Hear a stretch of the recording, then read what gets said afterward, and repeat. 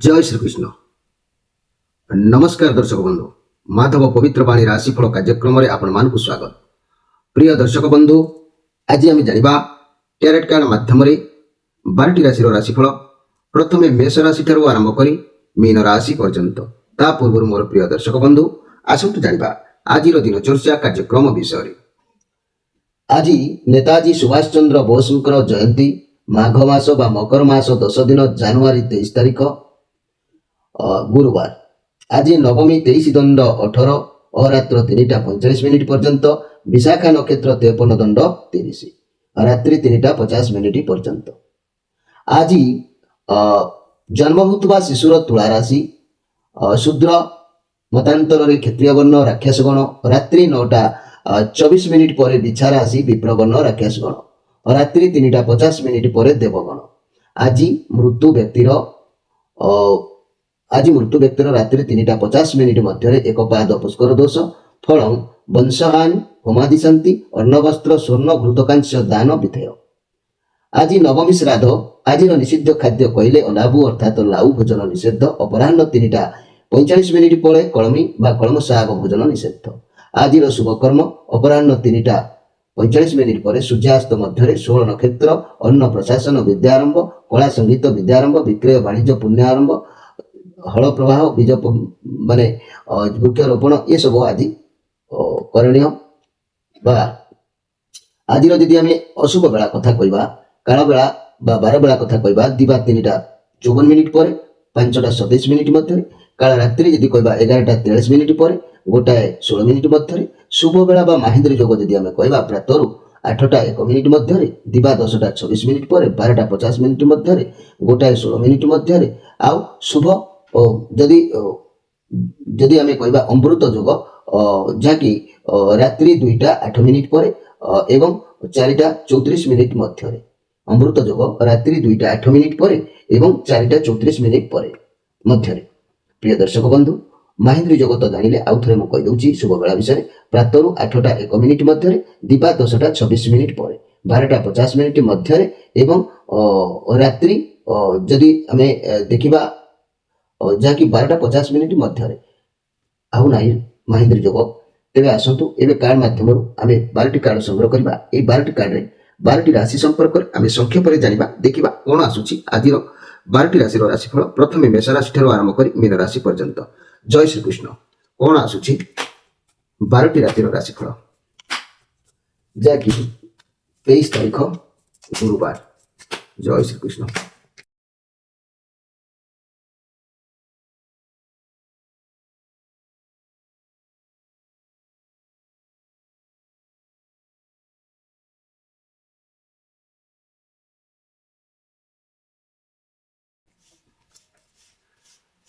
प्रथमे जानिबा मेष राशि विषय। मोर प्रिय मेष राशि भाई भाई माने आज जदि आम देखा ये कौन सी परिस्थिति को हैंडल करें आज चेष्टा करें जिते दमदार जीवजंतु हो बा कौन सी मनीष हो निज कंट्रोल आज रखिए कौन सी प्रोब्लेम हो पचे आपण पाखे आज से सॉल्व हम कारण ये हूँ शनिकर कार्ड आसी परिश्रम कार्ड अच्छी आप जहाँ भी चिंता करूँ ना कहीं धीरे धीरे सफल हम तरबरिया हेल्ले किसी हेब ना शनि आपण नजर रखिंट मन रखु मोर प्रिय मेष राशि जेहेतु शनि न्यायदाता दंडदाता आपणकर धर्म कर्म विचार को आनी आपण फल प्रदान करेंगे आप परिश्रम बा चेष्टा जारी रखु भांगी पड़तु ना निश्चित रिजल्ट भल हम घर परिवार दाम्पत्य जीवन अशांति वातावरण धीरे धीरे शांत हम आउ व्यवसायी माने मंथर गति दे आज व्यवसाय करि छात्र छात्री माने पाठ पढ़ारे अवहेला हम आज टिके शरीर प्रति केयरफुल रुहतु शरीर में कौन देह माने जाकु कहती देह पीड़ा हो पारे से प्रति टिके सजग रहा आवश्यक अच्छी। मोर प्रिय मेष राशि भाई भाई माने आज स्पेशल कार्यक्रम कहि आपण सुख समृद्धि निमंते केतक नीतिदिन जाना कथा मन रखु। मोर प्रिय मेष राशि भाई भाई माने प्रत्येक दिन राशिफल देखुवा प्रत्येक राशिफल प्रथम कौन कहुँ जानतु तापर आपण राशि आपण देखु कहीं प्रथम 12 तिथि नक्षत्र कौन रोचे पर्वपर्वाणी सब विषय आम कहवाक पड़ुछि। प्रिय मेष राशि भाई भाई माने ମନେ ରଖନ୍ତୁ, ସୂର୍ଯ୍ୟ ଉଦୟ ପୂର୍ବରୁ ଶଯ୍ୟା ତ୍ୟାଗ କରି ପ୍ରଥମେ ନିଜର ପାପୁଲିକୁ ଚାହିଁ ନିଜ ଶରୀରରେ ବୁଲାଇଦେବ। ଗୃହ ମଧ୍ୟରେ ରନ୍ଧା ହେଉଥିବା ଖାଦ୍ୟକୁ ପ୍ରଥମେ ମୁଠାଏ ଗାଈ କିମ୍ବା କୁକୁର ପାଇଁ ରଖିବ। ସେମାନଙ୍କ ଖାଇବାକୁ ଦେଲେ ଉତ୍ତମ ଫଳ ପ୍ରାପ୍ତି ହୋଇଥାଏ। ସୂର୍ଯ୍ୟ ଅସ୍ତ ପରେ ଘର ଝାଡୁ କରିବ ନାହିଁ। ସନ୍ଧ୍ୟା ପୂର୍ବରୁ ଗୃହ ମଧ୍ୟରେ ବତୀ ଜଳାଇବ। ଏବେ ଆସନ୍ତୁ ଦେଖିବା ଯେ କି ବୃଷ ରାଶିଙ୍କ ବିଷୟରେ। ମୋର ପ୍ରିୟ ବୃଷ ରାଶି ଭାଇ ଭଉଣୀ ମାନେ, ये जो कार्ड आसी चंद्रमांकर कार्ड, ये पॉजिटिव कार्ड अच्छी आपण पाखक किसी शुभ खबर आसीपे और आपण सफलता आपन को मिल पारे। क्यारियर रे बहुत भल दिन अच्छी आज विद्यार्थी मानक शिक्षा क्षेत्र में भल सफलता मिल। व्यवसायी मानक दिन अति उत्तम रिलेशन बहुत भल अच्छी। घर परिवार दाम्पत्य जीवन अति उत्तम आपण घर को कई अतिथि हुए तो आसीपारती। आज बंधु मिलन हो पारे, कौन बंधु सहित साक्षात हो पारे कि मित्र सहित भेट हो पारे। एमती हो पारे जो कि आप खुशी अनुभव करेंगे। तेरे ये मुझे कहवाक जाऊँगी मोर प्रिय वृष राशि भाई बहन मैंने मन रखु। आज आपण कार्यक्रम में स्पेशल कार्यक्रम में अवगत कराऊँगी आप सुख समृद्धि निमंते केतेक नीतिदिन जाना कथा। देखु कौन कार्य जावा पूर्व निराहार घर बाहर ना। मिठा दही अत्यंत शुभ होता है किंबा घर बाहर समय पूर्वजों फोटो को चाह नमस्कार कर जातु। पूर्वपुरुष जे जाइछंती तांकर फोटो को नमस्कार करके जानतु, निश्चित भाव में पूर्ण सफलता प्राप्ति हम। एबे आसतु देखिबा जे कि मिथुन राशि को विषय। मोर प्रिय मिथुन राशि, ये कार्ड नेगेटिव कार्ड अच्छी। आपण ये प्रथम जो कार्य सब आरंभ करुँच जोश रखिकी काम करुँच किंतु जितेबाला कई साहाଯ୍य हाथ बढ़ाऊना आपंकर जोश कमी जाऊँच, मन भांगीगला परी लगुच, थकापण आपन को लगुच, जीवन प्रति विस्तृर्ण भाव लगुच। आपण भगवान निजक समर्पण कर दिंतु। सबू तो तांको इच्छा चलुची। जेहेतु ये कार्ड प्रमाण करुच्ची सबू दुख कष्ट पर किछि आपण अच्छी। किंतु आज आपण मन को विचार आसब पछकू फेरिबे ना आगकू जिबे, कारण सारा परिवार दायित्व एटी जहाँ प्रमाण आसूची सारा परिवार दायित्व आपण ऊपर भारीपण अच्छी। सबु दिगरु दायित्व आपण मुंड को नहीं जाइछंती। सबु परीक्षार समय आज्ञा मन रखंतु भगवान परीक्षा करुछंती। जेहेतु आपणकर आसुथिबा समय आगको बहुत भल चेंजेस हम जदि धैर्य रखुछंती। मनी कैरियर बिजनेस कथा देखिले आपण कौन दायित्व तुलाइबा स्थिति रे नांती। घर परिवार लोक को समय दे पारबे नहीं, रिलेशन थिबा व्यक्ति को समय दे पारबे नहीं, बिजनेस को ठीक भाव में ए समय तुलाई पारबे नहीं, खाली काम आ काम लागिकी रहइबो। तेबे मोर प्रिय मिथुन राशि भाई बहन माने मन उड़ा करंतु नहीं। भगवान तो निजे ए कार्ड प्रमाण करुछंती जे कि आपण को कष्ट सहिले मध्य आपणकर आगु को भल अछि। भगवान आपण को परीक्षा करुछंती। मोर प्रिय मिथुन राशि भाई बहन माने अनुरोध करुछि भांगी पड़िबार किछि आवश्यकता नहीं। आज असजन्य हो पारे से प्रति सतर्क रहिबे। एठी मु गोटे कथा कहूछि मिथुन राशि भाई बहन मानक पई आपनक सुख समृद्धि निमंते केतेक नीतिदिन जानिबा कथा उपलक्षे मु कहवाक जाऊँगी जे आपण जेतेबेले घर को फेरुचंती कुआडे जाइछंती घर को फेरुचंती जहाँ किछि हो नेकी करी आसंतु, खाली हाथ में घर को आसंतु ना। चाकरी व्यवसाय आदि शुभ कार्य घर जेतेबेले बाहरिबा समय गृह कई सदस्य तुम ऊपर को मुठाए बिरी मिछाड़ी देले अत्यंत शुभ होता है। किंबा घर कांथ कबाट मनी पर्स चौकड़ी पेंसिल किंबा कोईलार गार पकईबा समय पिला मानकु जगंतु जहाँकि नचेत ऋण भार आपणकर बढ़ी जाए परे कौन जगार गार चिन्ह रखई दिंतु नहीं। मोर प्रिय मिथुन राशि भाई बहन एबे आसंतु देखिबा जहाँकि कर्कट राशि विषय।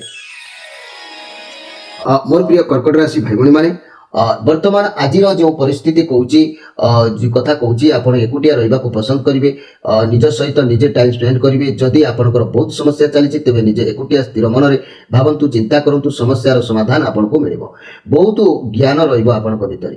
मनी कैरियर व्यवसाय कथा को नजर कले निज कैरियर एवं निज पैसा प्रति आप बहुत फोकसिव रहिबे कि कौन कले क्यों बाटरू पैसा रोजगार हो आपन को बारंबार भावना आसीबो कि मु जहाँ करुँची ठीक ना भूल।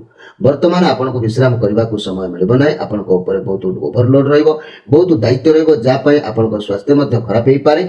विश्राम करंतु, स्वास्थ्य ठीक रहिबो, अंतरर कथा शुणुतु, आगु बढ़ंतु। तेरे आज माने परर चर्चा करबा पर कथा आलोचना करबा ये सब आपन को मन को आज आसी पारे। मोर प्रिय माने कर्कट राशि भाई बहन माने एठी गोटे कथा मु कहबाक जाउची। बैंक रे जेतरे टंका जमा रखिबा को जाउचंती बा रखिबे लक्ष्मीकर कोनोसी एक मंत्र को 7 थर मंत्र करी पैसा रखंतु, आपनकर उपकृत निश्चित होबे। लक्ष्मीकर गोटे मंत्र मु भी मध्य कहि दउची, शुक्ले शुक्ले महाशुक्ले कमलदल निवासिनी महालक्ष्मी नमस्तुते।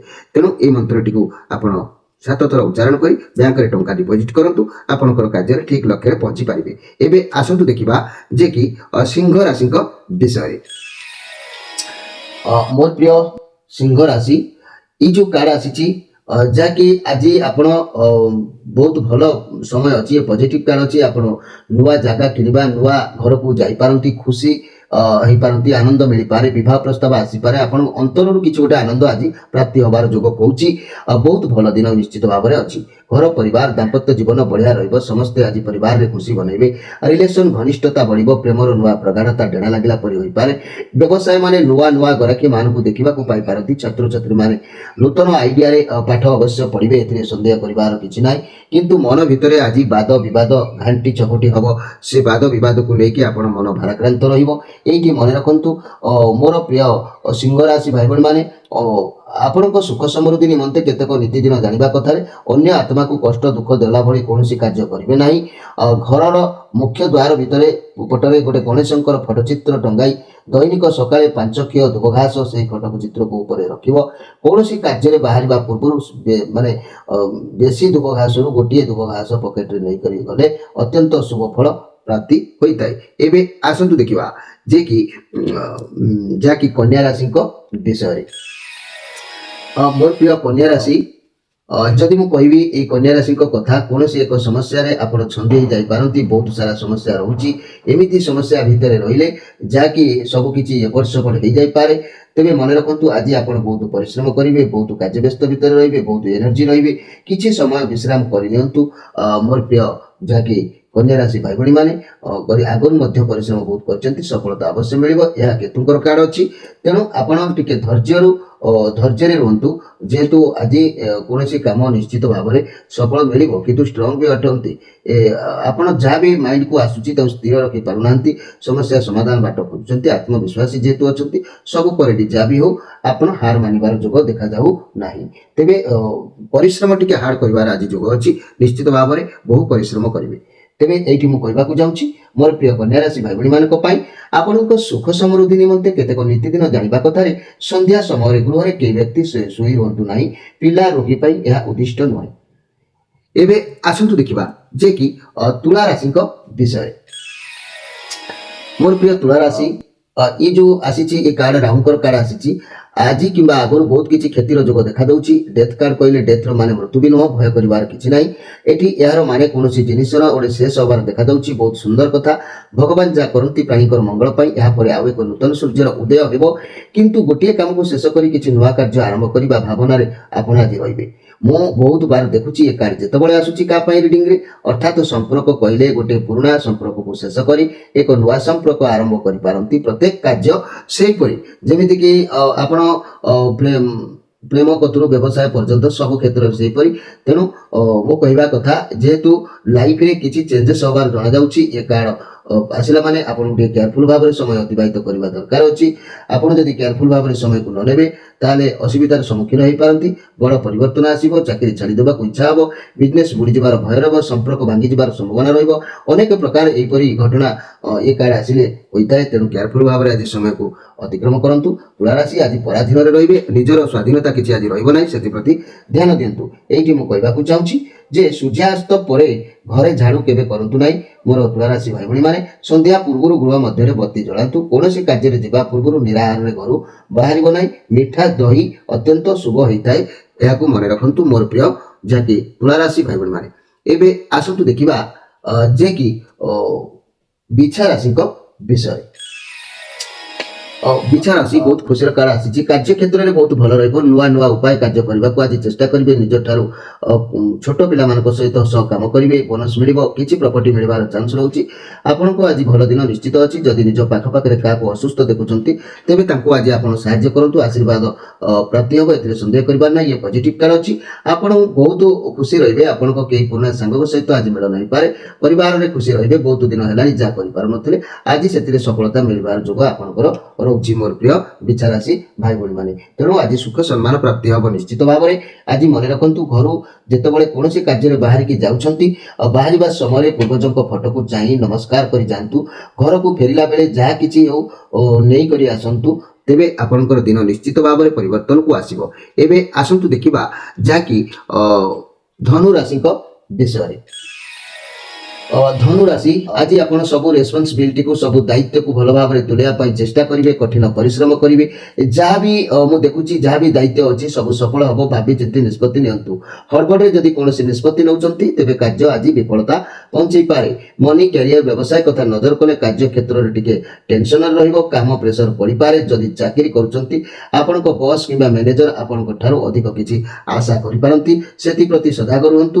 ଯଦି ସ୍ୱାସ୍ଥ୍ୟ କଥା ମୁଁ କହିବି, ଆଜି এই ଧନୁରାଶି ବ୍ୟକ୍ତିମାନଙ୍କର ଯଦି ସତର୍କ ନ ରହୁଛନ୍ତି, କାହାରି ବି ଅପରେସନ, ଆକ୍ସିଡେଣ୍ଟ ଏସବୁ ଚାନ୍ସ ଦୂରଯାତ୍ରା କରିବା ବନ୍ଦ। ଏଇ କାର୍ଡ ଗଲେ ସ୍ୱାସ୍ଥ୍ୟ ପ୍ରତି ଧ୍ୟାନ ରହିବା, ଏ କାର୍ଡ ଆସିଲେ ଏସବୁ ଯୋଗ ଦେଖା ଦେଇଥାଏ। ତେଣୁ ଆଜି କେୟାରଫୁଲ ଭାବରେ ସମୟ ଅତିବାହିତ କରନ୍ତୁ। ମୋର ପ୍ରିୟ ଧନୁରାଶି, କାର୍ଯ୍ୟରେ ନ ବିଳମ୍ବ, ବାଧା, ହାନି ହେଇପାରେ, ଏଥିରେ ସନ୍ଦେହ କରିବାର କିଛି ନାହିଁ। ତେବେ ଏଇଠି ମୁଁ କହିବାକୁ ଚାହୁଁଛି, ମନେ ରଖନ୍ତୁ, ଯଦି ଧନୁରାଶି ଚାକିରି, ବ୍ୟବସାୟ ଆଦି ଶୁଭ କାର୍ଯ୍ୟରେ ଘରୁ ବାହାରିବା ସମୟରେ ଗୃହର କେହି ସଦସ୍ୟ ତୁମ ଉପରକୁ ମୁଠାଏ ବିରି ଯଦି ଛିଚାଡ଼ି ଦିଏ ତେବେ ଅତ୍ୟନ୍ତ ଶୁଭ ନିଶ୍ଚିତ ହୋଇଥାଏ।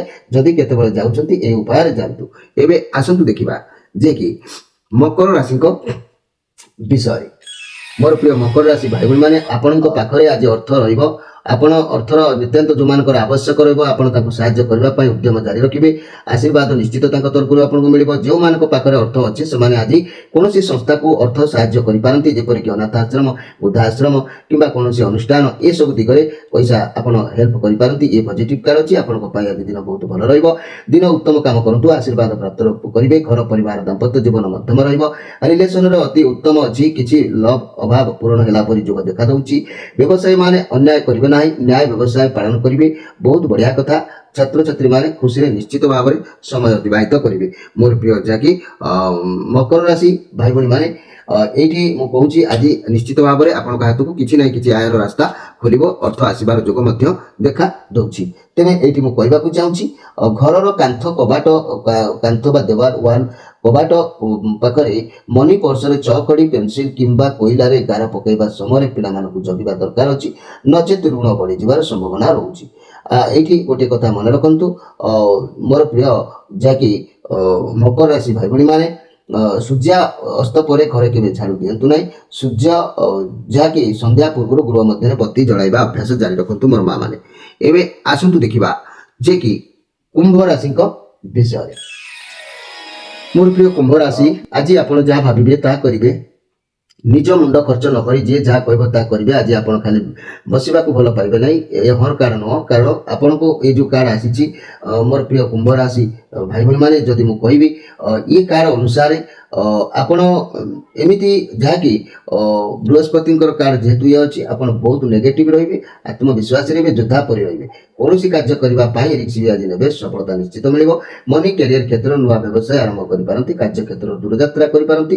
ସ୍ୱାସ୍ଥ୍ୟ ଭଲ ରହିବ, ମନ ମଧ୍ୟ ଆଜି ବହୁତ ଭଲ ରହିବ, ଏଥିରେ ସନ୍ଦେହ କରିବାର କିଛି ନାହିଁ।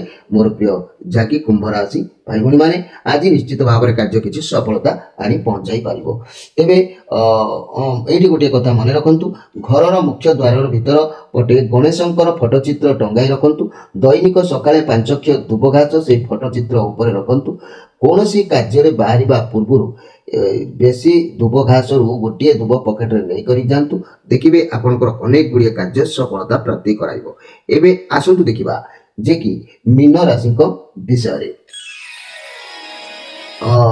ମୀନ ରାଶି ଯାହାକି ଇଏ ନାଇଟ୍ ଅଫ୍ କପ୍ କାର୍ଡ ଆସିଛି। ଆପଣଙ୍କ ଲାଇଫରେ କିଛି ନୂଆ ଅପରଚ୍ୟୁନିଟି ଆସିବାର ଯୋଗ ଦେଖାଦେଉଛି। ବାହାଘର ସମ୍ବନ୍ଧୀୟ କୌଣସି ପ୍ରସ୍ତାବ ଆସିପାରେ କିମ୍ବା କୌଣସି ଚାକିରି ସମ୍ବନ୍ଧୀୟ ପ୍ରସ୍ତାବ ଆସିପାରେ। ଆପଣ ଯାହା ଭାବୁଛନ୍ତି ଆପଣଙ୍କ ପାଖକୁ ଯେଉଁ ପ୍ରସ୍ତାବ ଆସୁଛି ତାହା ଠିକ ଅଟେ। ଆପଣ ଭଗବାନଙ୍କ ଉପରେ ବିଶ୍ୱାସ ରଖି ତାକୁ ଗ୍ରହଣ କରନ୍ତୁ, ଆପଣଙ୍କୁ ସଫଳତା ମିଳିବ। ଇଏ ପଜିଟିଭ କାର୍ଡ ଅଛି। କିଛି ତ ଗୋଟେ ଉପାୟ ଆପଣଙ୍କ ପାଇଁ ଗିଫ୍ଟ ଭାବରେ ଭଗବାନ ପ୍ରଦାନ କରିବାର ଯୋଗ ଦେଖାଦେଉଛି। ଆପଣ ଆଜି ଖୁସି ରହିବେ। ଘର ପରିବାର ଦାମ୍ପତ୍ୟ ଜୀବନ ଆନନ୍ଦ ଉଲ୍ଲାସ ରହିପାରେ। ରିଲେସନ ତରଫରୁ କିଛି ଖୁସି ଖବର ମିଳିପାରେ। ବ୍ୟବସାୟୀ ମାନେ ଖୁସି ହେବେ। ଛାତ୍ରଛାତ୍ରୀ ମାନେ ପାଠ ପଢାପଢିରେ ମନୋନିବେଶ କରିବେ, ଭଲ ପାଠ ପଢିବେ ମଧ୍ୟ। ତେବେ ମୋର କହିବାର କଥା, ମୋର ପ୍ରିୟ ଯାହାକି ମୀନ ରାଶି, ଆଜି ନିଷ୍କ୍ରିୟତା ଭାବରେ ସମୟ ଅତିବାହିତ ହେଇପାରେ। ତେବେ ଏଇଠି ଗୋଟିଏ କଥା ମନେ ରଖନ୍ତୁ, କିଛି ବି ଶୁଭ କାର୍ଯ୍ୟ କରିବା ପୂର୍ବରୁ ଆପଣ ଗୋଟିଏ କଥା ସବୁବେଳେ ମନେ ରଖନ୍ତୁ, ଘରର ମୁଖ୍ୟ ଦ୍ୱାରର ଭିତରେ ପଟେ ଗଣେଶଙ୍କର ଫଟୋଚିତ୍ର ଟଙ୍ଗେଇ ଦୈନିକ ସକାଳେ 5 ଧୂପ ଘାସ ସେଇ ଫଟୋଚିତ୍ର ଉପରେ ରଖନ୍ତୁ। କୌଣସି କାର୍ଯ୍ୟରେ ବାହାରିବା ପୂର୍ବରୁ ମାନେ ଯାହାକି ବେଶୀ ଦୁବ ଘାସରୁ ଗୋଟିଏ ଦୁବ ପକେଟରେ ନେଇ କରିକି ଗଲେ ଅତ୍ୟନ୍ତ ଶୁଭ ଫଳ ଆପଣଙ୍କୁ ପ୍ରାପ୍ତି ହୋଇଥାଏ। ମୋର ପ୍ରିୟ ଯାହାକି ମୀନ ରାଶି ଭାଇ ଭଉଣୀମାନେ, ଆଜିର ସ୍ପେଶାଲ କାର୍ଯ୍ୟକ୍ରମରେ ମୁଁ ସୁଖ ସମୃଦ୍ଧି ନିମନ୍ତେ କେତେକ ନୀତି କଥା ମୁଁ ଆପଣମାନଙ୍କୁ କହିଲି। ଆପଣମାନେ ନିଶ୍ଚିତ ଜାଣିଲେ। କାର୍ଯ୍ୟକ୍ରମ ଯଦି ଆପଣମାନଙ୍କୁ ପସନ୍ଦ ଲାଗୁଛି ନିଶ୍ଚିତ ଭାବରେ ଗୋଟିଏ ଲାଇକ୍ କରନ୍ତୁ, ସେୟାର କରନ୍ତୁ, ମନର କଥା ସାଙ୍ଗମାନଙ୍କ କଥା ଆମ ପାଖକୁ ସେୟାର କରନ୍ତୁ ଏବଂ ମନର କଥା ଆପଣମାନେ ଆମ ପାଖକୁ କମେଣ୍ଟ ବକ୍ସରେ ପଠାନ୍ତୁ ଏବଂ ଯାହା ଆପଣଙ୍କର ସମସ୍ୟା ଅଛି ତାର ସମାଧାନର ରାସ୍ତା ଆମେ ନିଶ୍ଚିତ ବାହାର କରିବା। ଯଦି କାର୍ଯ୍ୟକ୍ରମ ଆପଣଙ୍କୁ ପସନ୍ଦ ଲାଗୁଥାଏ ନିଶ୍ଚିତ ଲାଇକ୍ ଟେ କରନ୍ତୁ, ସାଙ୍ଗମାନଙ୍କ ସହିତ ସେୟାର କରନ୍ତୁ, ଆଉ ନିଜର ମନର କଥା ଆମକୁ ଯୋଗାଯୋଗରେ ନିଶ୍ଚିତ ଭାବରେ ଲେଖିକି ପଠାନ୍ତୁ। ପ୍ରିୟ ଦର୍ଶକ ବନ୍ଧୁ, ସମୟ ଅତିବାହିତ ହେଇଛି, ଆପଣମାନଠାରୁ ବିଦାୟ ନେଇ ରହୁଛି। ନମସ୍କାର।